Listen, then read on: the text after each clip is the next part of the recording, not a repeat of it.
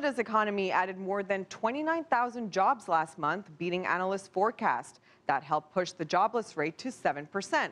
Though the gains were a surprise, the rebound only makes up for a fraction of the 44,000 jobs that were lost in December.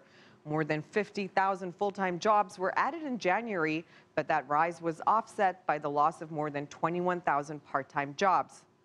Youth unemployment in Canada remains almost double the country's national rate, and younger workers could face even stiffer competition for jobs as more retired Canadians rejoin the workforce. CCTV's Kristiann has more. In 1998, when Patricia Visser first tried to retire, she had no idea she'd still be working 16 years later. But for her, retirement was a bit of a bore.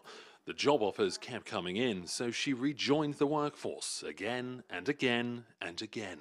I think a lot of people tend to let society tell them that, well, when you reach a certain age, that's the time to stop. Like, stop what? Stop living? As a publisher with decades of experience, Patricia's sage perspective and willingness to keep working has kept her employed to the ripe age of 77. It's just very satisfying. The money doesn't hurt. Having that extra money for the grandchildren or the different things you want to do is good.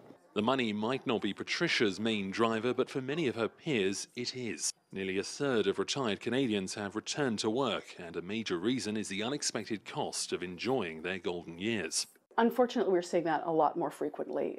10 years ago, there were probably almost none.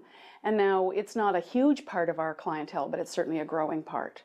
And there are women who either they thought they could retire and it turns out that the money they had just simply isn't enough. In some cases, their spouse died and they assumed they would be able to live off what was left, and that hasn't happened. They have to go back to work. Patricia's case is rare, with employers approaching her with opportunities. For others, finding a job later in life is quite a challenge. We're still in an age where there's relatively high levels of discrimination against older workers. That has not been eradicated.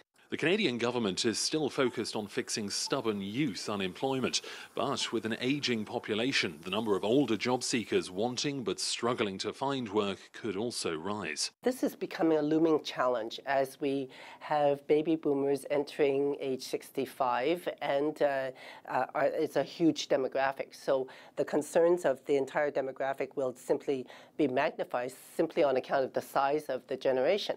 So of course, both government and business has to pay attention to this. A generation of young Canadians are waiting in the wings to fill jobs yet to be vacated by older workers. But perhaps Patricia's story is a hint of things to come. Canada's baby boomers are deciding they're not quite ready for a life of leisure. Kristiann, CCTV, Toronto.